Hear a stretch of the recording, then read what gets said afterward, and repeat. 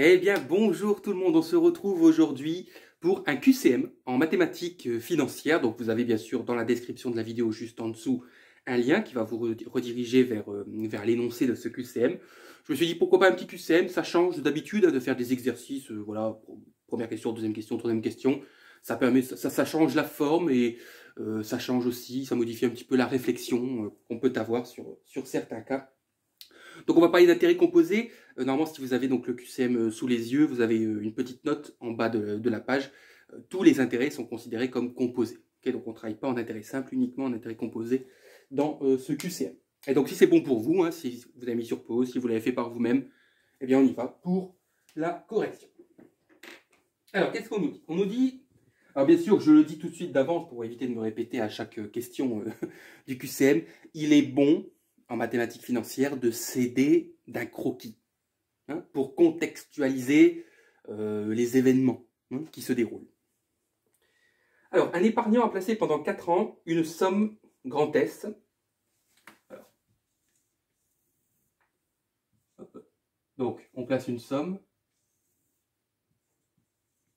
pendant 4 ans. Pendant les 2 premières années, le taux annuel est de 3%. Donc, pendant les 2 premières années, le taux annuel est de 3%. Et de 2,4% pour les 2 autres années. Ouais. On nous dit que la valeur acquise de ce placement est de 8 400 €. Donc, c'est-à-dire au bout des 4 ans, S, comme ça, hop, vaut 8 400 €. Ça va pour la contextualisation, ce n'est pas la question la plus difficile, hein, certainement pas de ce QCM. Et on vous demande de retrouver la valeur de S. Alors, bon, on est donc à intérêt composé, donc on est dans un cas de capitalisation des intérêts. Donc, qu'est-ce qui se passe? C'est très simple. Donc, on place une somme S. Pendant les 2 ans, ça rapporte des intérêts à hauteur de 3% et ensuite des intérêts à hauteur de 2,4%. Et en tout, ça doit faire 8 400 €.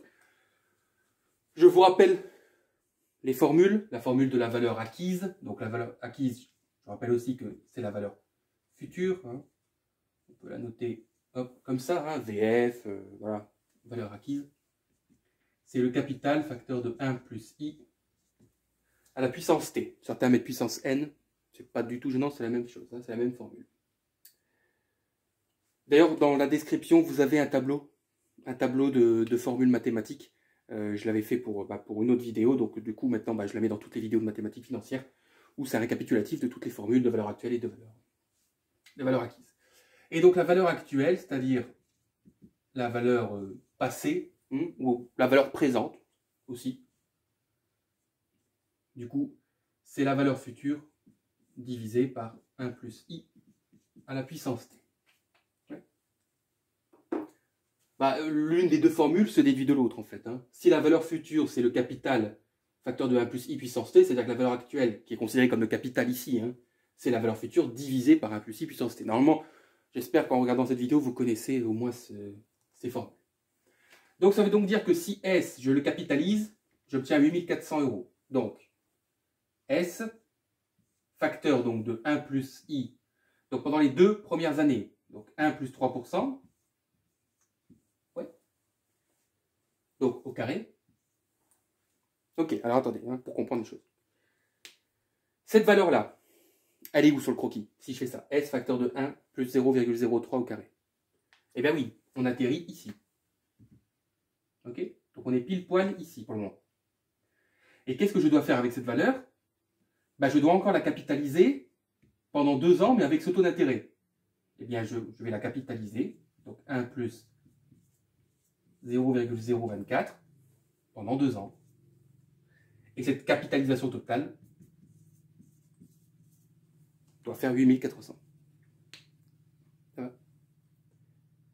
On a donc le droit hein, de multiplier comme ça, ce qu'on pourrait appeler des coefficients multiplicateurs, hein, parce que c'est un petit peu le cas, c'est la définition d'un coefficient multiplicateur. On peut les multiplier comme ça entre eux pour obtenir la valeur acquise. Donc c'est la même formule, hein, c'est la formule de la valeur acquise, mais le capital est le même, c'est juste ici le 1 plus i qui diffère. Et du coup, S, c'est 8400 divisé par tout ça.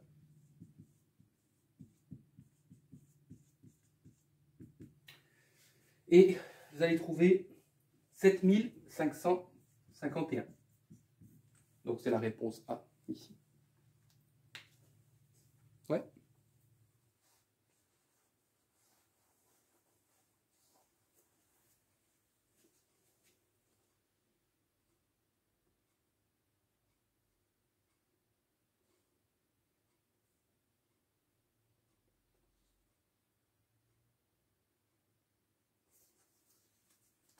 Bien, mettez sur pause pour recopier tranquillement. Allez.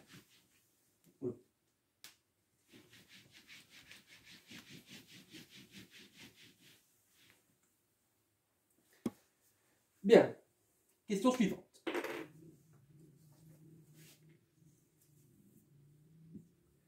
On place un capital de 6500 €. Ok. Au taux de 5%. Alors, vous savez bien que lorsque la nature du taux n'est pas donnée, on raisonne toujours en taux annuel. La durée nécessaire pour obtenir un triplement du capital. Donc, un triplement du capital. Donc, on ne connaît pas la durée, hein, c'est justement ce qu'on doit déterminer. Donc, petit n ou petit t, hein. Moi j'utilise les deux pour varier. Et nous voulons obtenir donc un triplement. Hein. Donc, 3 x 6, 18, 3 x 5, 15, ça fait 19 500. Ok, je vais quand même le mettre 3 fois 6500. Oui. Voilà, et je dois donc déterminer petit n. Bon, bah, je pense que c'est toujours pareil. Hein. C'est-à-dire qu'on va utiliser la formule de la valeur future. Les 6500 capitalisés, donc 1 plus 0,05, sur une certaine durée, doivent donner 19 500. Ouais. 19 500, c'est la valeur future. 6500, c'est la valeur passée, la valeur actuelle, le capital de départ, tout ce que vous voulez. Et mon inconnue, elle est ici. Donc mon inconnue, c'est une puissance. Bon, je réglerai ça après. Bon, bah, on va commencer par faire passer le 6500 de l'autre côté. Donc on aura à gauche 1,05 puissance n égale 19 500 sur 6500. Alors je vous avoue, j'ai fait le calcul, parce que moi je ne fais jamais d'arrondi. Hein. Mes équations, elles sont toujours en entier. C'est-à-dire que je laisse toutes les fractions, toutes les puissances pour avoir le résultat le plus exact possible. C'est comme ça que ça marche dans le système financier actuel. Donc je ne sais pas combien ça fait 19 500 divisé. Ah bah oui, si, ça fait, oui. J'ai rien dit. Oui, j'ai rien dit. Ça fait 3. Donc on aura 1,05 puissance n. Mais mon commentaire est quand même correct. Si ça ne tombait pas juste, ne simplifiez pas. Mais là, il faut y forcer. Alors, qu'est-ce qu'on utilise lorsque l'inconnu est une puissance? On utilise le logarithme népérien. Donc, on va appliquer ln de chaque côté.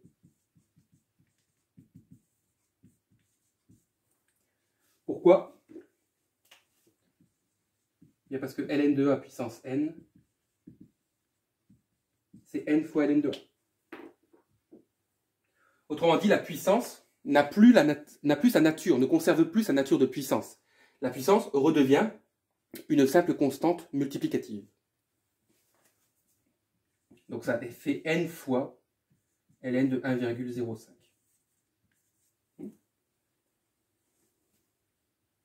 La puissance devient constante multiplicative et donc du coup, bah, on repasse à une équation tout à fait ordinaire.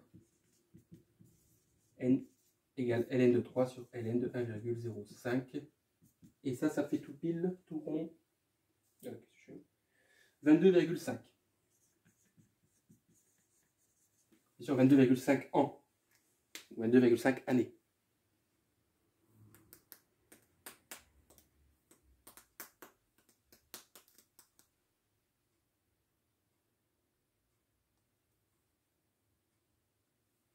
Ouais.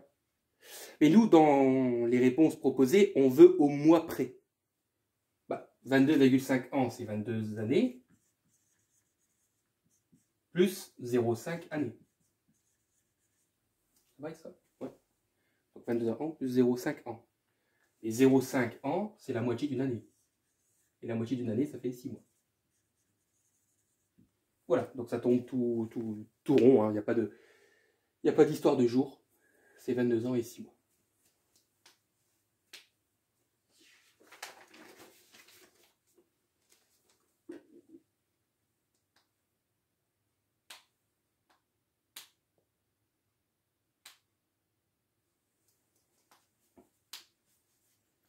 Ça va pour ça?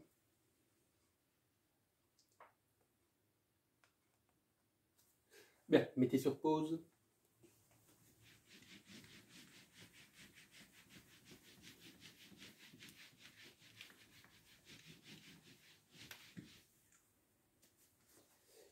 Alors, on va parler de taux équivalent. On nous dit le taux mensuel équivalent au taux annuel de 9% est...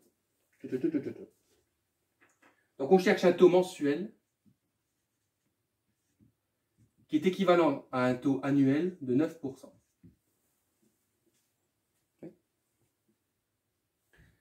Bon, là, il faut connaître, on va dire, vos propriétés, hein, en tout cas, la propriété de l'équivalence. La propriété de l'équivalence nous dit que 1 plus le taux annuel doit être égal donc, à 1 plus le taux que nous cherchons. Et là, vous allez simplement vous poser une simple question. Combien y a-t-il de mois dans une année? Il y en a 12. Eh bien, vous mettez une puissance 12. Si on avait dû chercher le taux semestriel, il y a combien de semestres dans une année? Il y en a 2. Le taux trimestriel, il y a 4 trimestres, etc., etc. Donc, 1 plus IA, vous m'accordez, ça fait 1,09. Égal à 1 plus IM, puissance 12. Là, si je veux déterminer IM, je dois me débarrasser de la puissance 12. Comment je vais me débarrasser? Comment, même de manière générale, hein, je me débarrasse d'une puissance? Eh bien, je dois appliquer de l'autre côté la racine carrée énième. C'est-à-dire que la puissance 12, je vais réussir à m'en débarrasser si à gauche, je fais la racine 12e. Vos calculatrices le font très bien, hein. Il y a une touche spéciale pour faire ce genre de choses. Si vous utilisez, et ce que je vous conseille fortement, une calculatrice collège, une FX92, là, une collège 2D, franchement, c'est largement suffisant pour les mathématiques financières, hein, ne cherchez pas plus loin. Vous utilisez en fait cette touche-là. Hop. Et là, vous rentrez 12, et là 1,09. Et donc, j'ai juste à passer le moins 1. Donc, ça fait racine 12e de 1,09. Moins 1. Et attention, mettez bien le moins 1 à l'extérieur de la racine. Hein. Ouais. Le moins 1 n'est pas à l'intérieur, mais à l'extérieur. Et bien sûr, vous n'oubliez pas de multiplier par 100 pour l'avoir en pourcentage. Même si c'est la même chose. Ça fait 0,72%.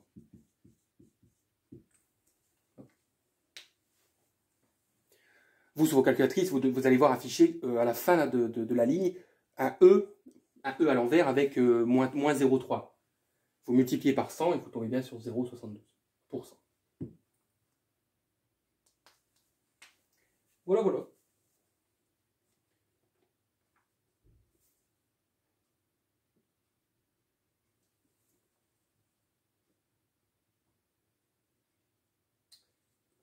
Alors, on a une même question, mais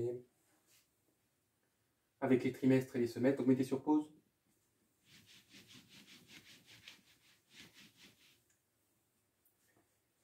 Alors là, on nous dit le taux trimestriel équivalent au taux semestriel. Donc, nous cherchons un taux trimestriel et nous disposons du taux semestriel de 3,5%. C'est la même chose. Hein, donc, on écrira que 1 plus IS est égal à 1 plus IT. Vous voyez? Et la question, c'est combien y a-t-il de trimestres dans un semestre? Un semestre, c'est 6 mois. Oui.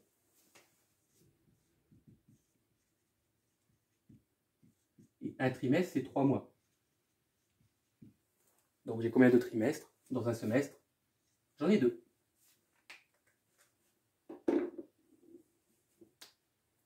voyez, celui qu'on cherche, le taux que l'on cherche, on doit se poser la question, combien y en a-t-il dans celui que l'on a? Vous comprenez? On a le semestriel, on veut le trimestriel, alors on doit se poser la question, combien il y a de trimestres dans le semestre? Toujours la question, celui que l'on cherche, combien y en a-t-il dans celui que l'on a? Donc 1 plus IS, ça fait 1,035. Donc égal à 1 plus IT au carré. Ok. Là, pas de problème. Comment on se débarrasse d'un carré? Ben, on applique la racine carrée. J'allais mettre oui. Mais en fait, c'est la même chose. Je vais quand même le dire. Sachez qu'une racine carrée, c'est aussi une racine deuxième. C'est pareil. C'est pas surprenant du coup que si on a un 12, on écrit racine douzième. Parce qu'en fait, à carré, on écrit la racine deuxième. Mais on l'appelle racine carrée couramment, sans mettre le 2. Donc égale 1 plus IT. Et donc IT égale la racine carrée de 1,035 moins 1. Et n'oubliez pas de multiplier par 100 sur vos calculatrices. Et vous allez obtenir un taux de 1,73%.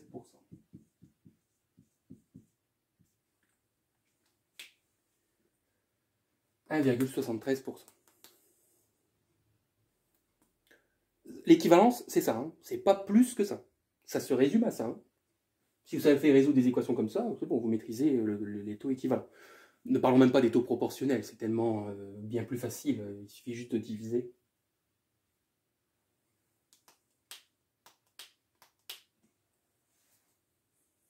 Mais bon, le taux équivalent reflète davantage la réalité, on va dire, que le taux proportionnel.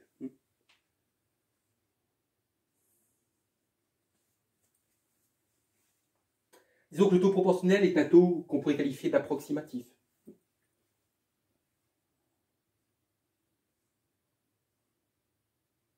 Bien, mettez sur pause.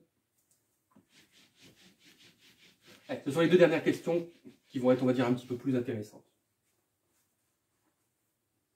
Et bien sûr, on va s'aider immédiatement, sans réfléchir, aucun croquis.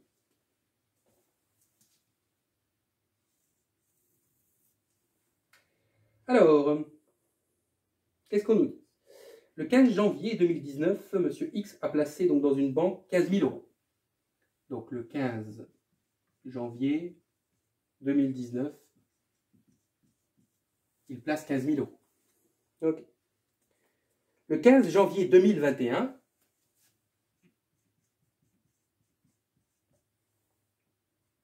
il a retiré 14 000 euros. Donc j'écris, vous voyez, moins 14 000, et moi je mets une flèche vers le bas, comme ça.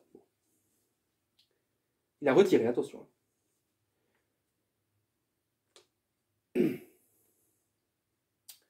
Le 15 janvier 2023, le solde de son compte est de 1500. Attends, c'est parce que moi c'est écrit en tout petit, alors... Donc le 15 janvier 2023, le solde de son compte est de 1500. Donc il lui reste 1500. Et on nous demande de déterminer le taux d'intérêt. C'est sûr, annuel. C'est pas précisé, donc on réfléchit pas. Alors vous êtes d'accord que, bon, ici on a les dates, donc c'est clair, hein, on pourra compter. N'hésitez pas vraiment hein, à compter sur vos doigts. Hein. C'est pas une honte de... En mathématiques financières, la plus grande sécurité, c'est de compter sur ses doigts, hein, les durées. Mais on va en parler après. Alors, comment je peux définir, comment je peux caractériser toutes ces sommes? Bah, là, on a des capitaux, hein, on pourrait dire ça. Ne soyez pas non plus surpris par le fait que je dise que le fait de retirer de l'argent, c'est un capital négatif que vous investissez. Hein, retenez-le, ça. De toute façon, vous allez voir dans la formule, ça va être clair. Mais quand vous retirez de l'argent, c'est comme si vous placiez négativement un capital. Donc ça, ce sont des capitaux, ce sont aussi, on pourrait les qualifier de valeurs passées, de valeurs présentes, donc de valeurs actuelles. Et nous, c'est le 1500. Le 1500, lui, hein, c'est vraiment notre valeur future. Et là, bon, je ne sais pas, vous l'appelez C1 et C2.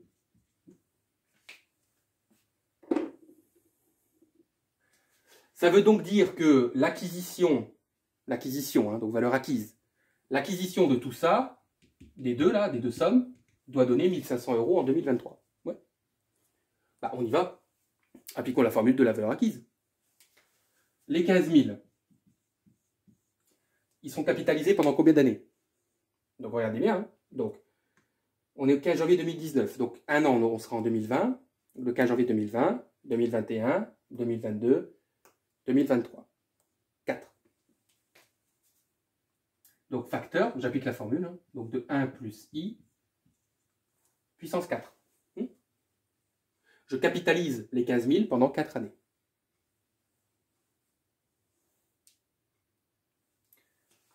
Les 14 000, je vous ai dit, c'est un placement mais négatif. Ben, c'est la même formule, mais c'est négatif. Vous faites moins 14 000, facteur donc de 1 plus i, et vous allez vous poser la question, c'est comme si ces 14 000, vous les placiez pendant combien de temps?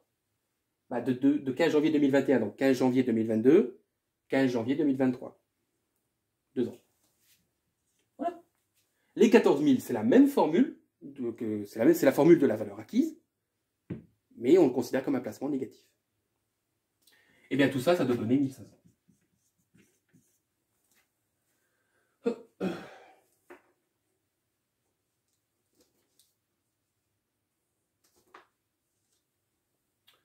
Ok, oula. Donc, pareil, pourquoi je dis oula? Parce que notre inconnu, bon, autant là, on pourrait développer A plus B carré, identité remarquable, ouais. Mais 1 plus I puissance 4, vous n'êtes pas en capacité de développer ce genre de choses. Et puis, bon, ce serait triste de développer. On va recourir ici à ce qu'on appelle un changement de variable. On va poser une inconnue, on va poser grand X, enfin une variable plutôt, et on va dire que ce grand X vaut 1 plus I au carré. Vous allez comprendre pourquoi. Voilà, je pose une variable, grand X, c'est 1 plus I au carré. Et donc, du coup, mon équation, je peux la réécrire, 15 000, multiplié, alors X combien? 1 plus I puissance 4, vous êtes d'accord que c'est le carré de ça. C'est 1 plus I au carré au carré. Ouais. Note ici pour ici. 1 plus I puissance 4, c'est 1 plus I au carré, le tout au carré. Parce que du coup, les puissances vont se multiplier et on va bien trouver 4. Donc si je remplace par X, ça fait donc X au carré. Moins 14 000. Et 1 plus I au carré, c'est X. Ok. Et le 1500, je le fais passer de l'autre côté. Comme ça, j'ai voilà, un joli polynôme du second degré. J'ai une équation du second degré à résoudre.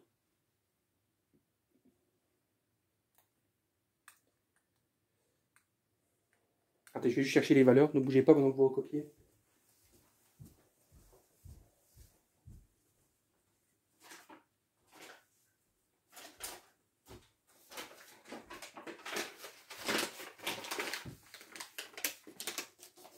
Voilà. Donc vous calculez delta. Alors delta est tellement grand que je vous donne tout de suite la racine de delta. J'estime que vous savez résoudre ça. Ça fait 16 911,53.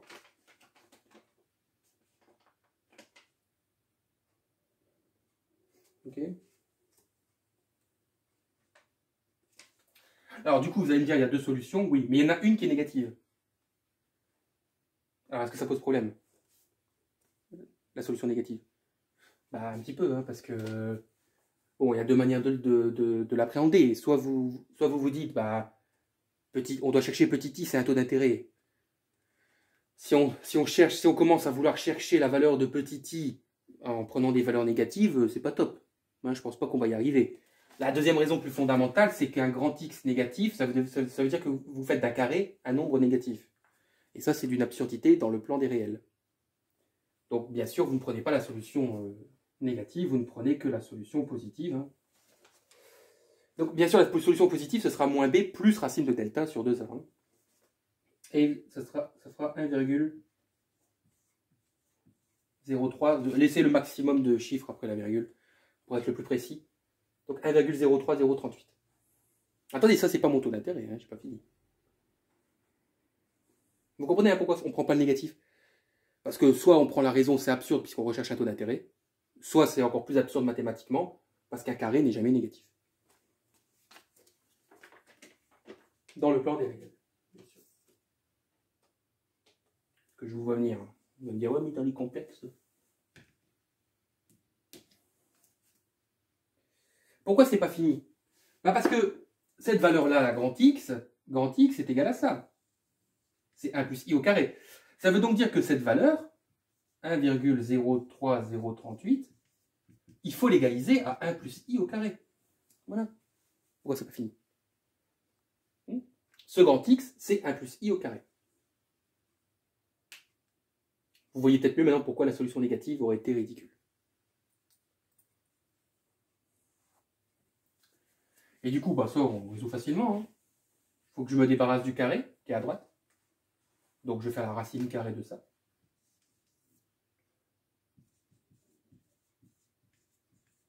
Et donc, il va nous rester 1 plus I à droite. Et donc, I, ce sera la racine de 1,03038 moins 1. Là, on revient un petit peu à la résolution, vous savez, avec les taux équivalents. Et vous n'oubliez pas de multiplier par 100. Et vous allez trouver 1,51%.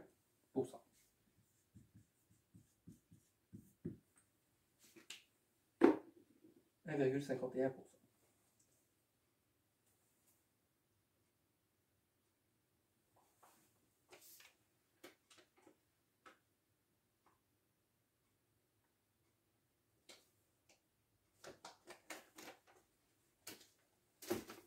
D'accord ?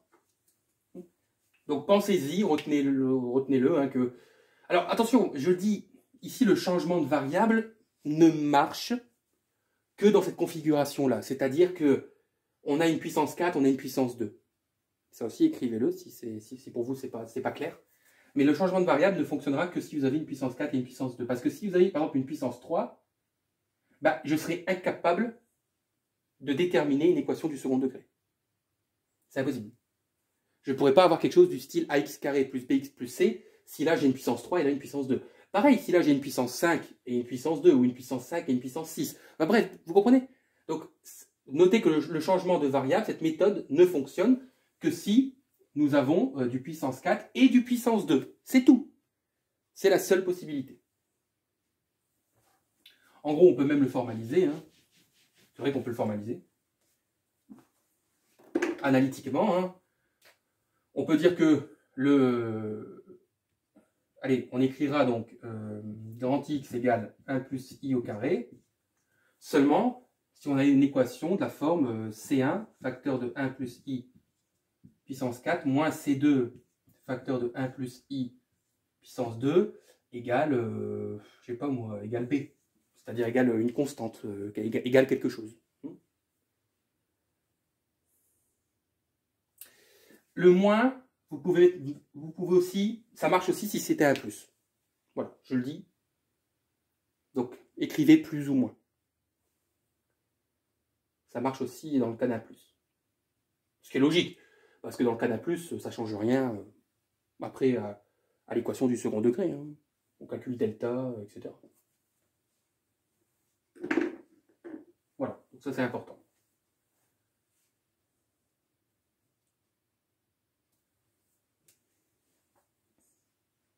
Vous avez vu un petit énoncé de 2 lignes, et ça nous amène quand même à un changement de variable.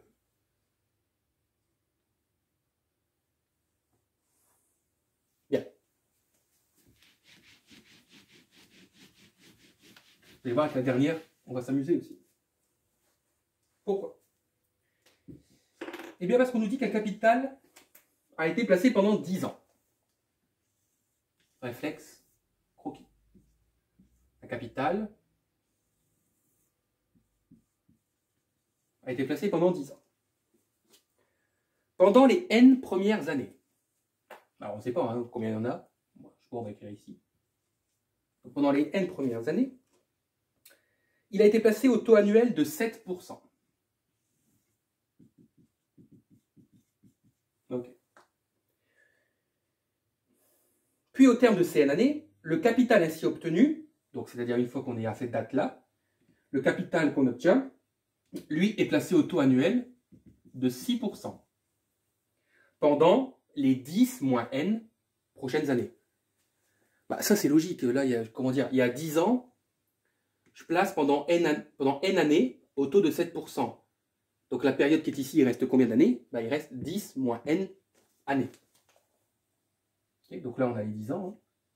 Hein. Et puis, et puis ici, on a 10 moins N années. Enfin, je sais pas, moi, si N vaut 2, bah, il reste 8 années, forcément. En 10 ans, donc au bout des 10 ans, en 10 ans, la valeur du capital a augmenté d'environ 93% et on vous demande de trouver la valeur de petit n. C'est le même petit n, hein, bien sûr, on est d'accord. Alors, ce qui est intéressant, c'est l'interprétation de la dernière consigne, hein, de la dernière donnée. Au bout des 10 ans, le capital a augmenté de 93%. Comment je peux écrire ça mathématiquement? Qu'est-ce que je peux faire de cette donnée numérique, hein, de cette donnée d'évolution, augmenter de 93%? Bah, augmenter de quelque chose de 93%, c'est le multiplier par combien? Donc le capital a augmenté de 93%. Donc, je vous rappelle qu'on passe par le coefficient multiplicateur. Et donc, on aura 1 plus 0,93 fois le capital. Autrement dit, la valeur du capital, c'est 1,93 fois le capital. Vous voyez, ce capital de départ, on l'augmente de 93%, ça revient à le multiplier par 1,93. Ok.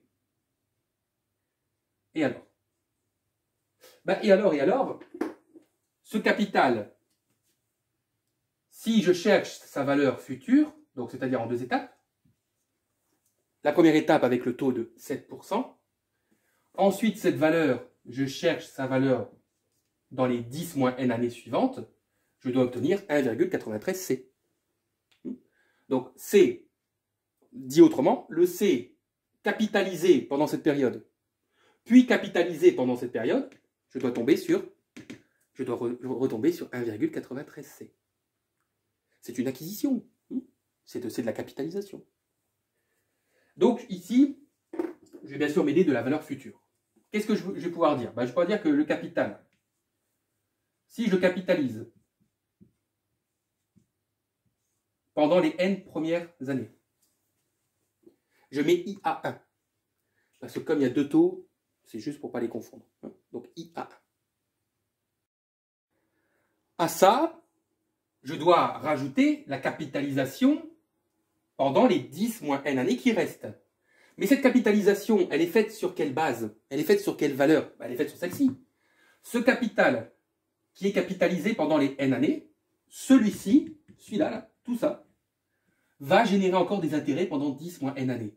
Donc on revient un petit peu à la première question de ce QCM, c'est-à-dire que ce capital-là, il faut de nouveau le capitaliser, 1 plus IA2, pendant 10 moins n années. Et le tout doit être égal à quoi?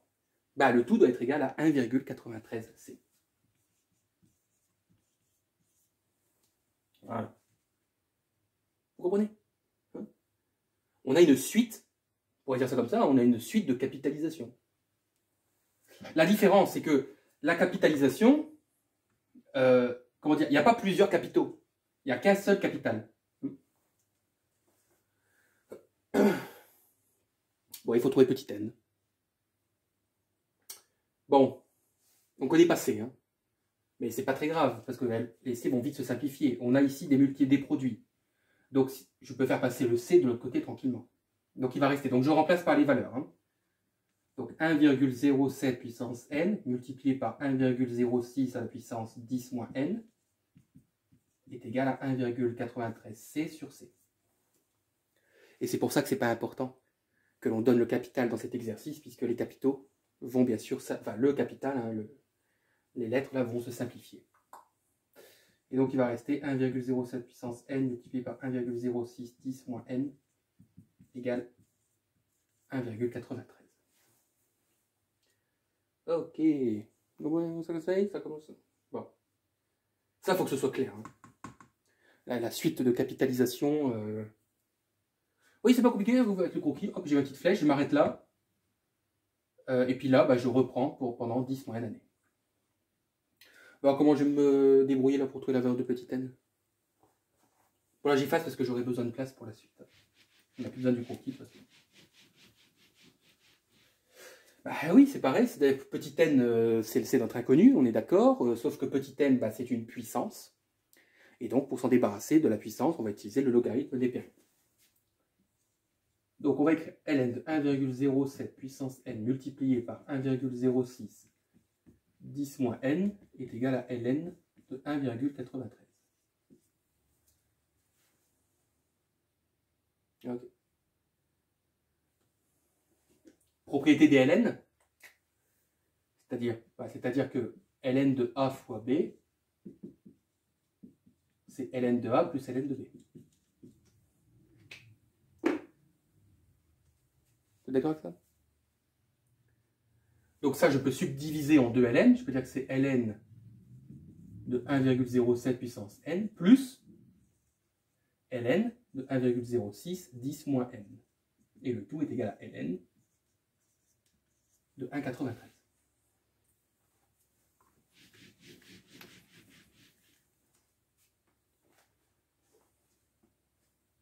Ah, mais du coup, on va utiliser une autre propriété des ln. C'est la même que celle de tout à l'heure. Ln de a puissance n, c'est n, ln de a. La puissance devient constante multiplicative. Donc on aura n fois ln de 1,07 plus, alors attention, ici la puissance, c'est pas seulement n, c'est 10 moins n. Donc on aura 10 moins n qui multiplie ln de 1,06. Voilà.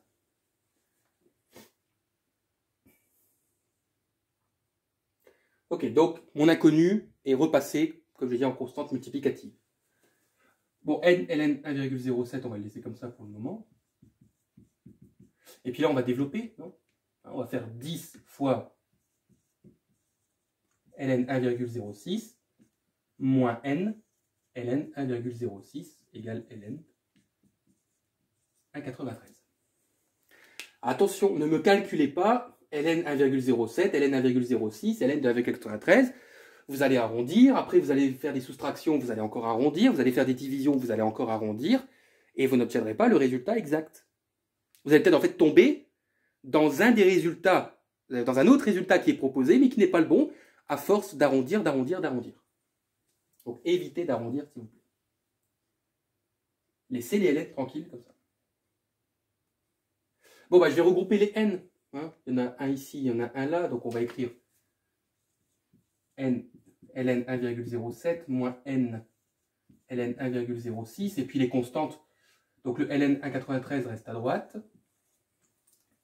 Et vous voyez ici le 10 fois ln de 1,06, je le passe de l'autre côté. Donc moins 10 ln de 1,06.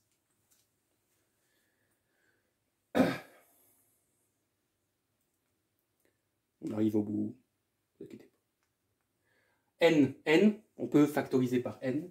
Donc on aura n facteur de ln de 1,07 moins ln de 1,06 est égal à ln de 1,93 moins 10 fois ln de 1,06. On peut mettre sous forme de fraction en utilisant aussi d'autres propriétés des ln, c'est pas très important. Et donc n égale à tout ça, tout ce qui est à droite.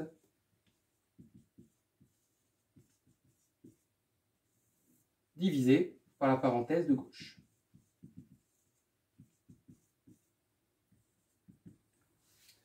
Et vous allez trouver... Alors vous allez trouver sur vos calculatrices, et c'est pour ça qu'il ne fallait pas arrondir, vous allez trouver 7,99999, enfin voilà, 7, avec plein de 9 derrière. Bien sûr, n est égal à 8 ans. Donc c'est la réponse D. Je vous assure que, alors je ne sais pas, j'ai pas essayé, hein, mais peut-être essayez si ça vous amuse, d'arrondir dès le début de la résolution de l'équation, d'arrondir les ln, d'arrondir enfin voilà, de toute façon il n'y a que les ln à arrondir. Il est possible que peut-être vous auriez eu 7,6, quelque chose comme ça, et donc certains se seraient dit, ah bah 7,6, je vais prendre 7 dans le QCM, et c'est la mauvaise réponse.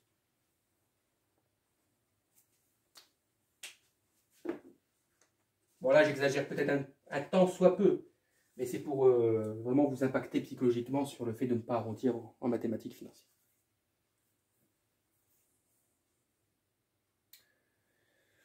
Voilà, c'est tout pour aujourd'hui, hein. J'espère que cette vidéo vous aura plu. N'hésitez pas à mettre un petit like, à vous abonner pour soutenir la chaîne, et on se retrouve très vite pour de nouvelles vidéos.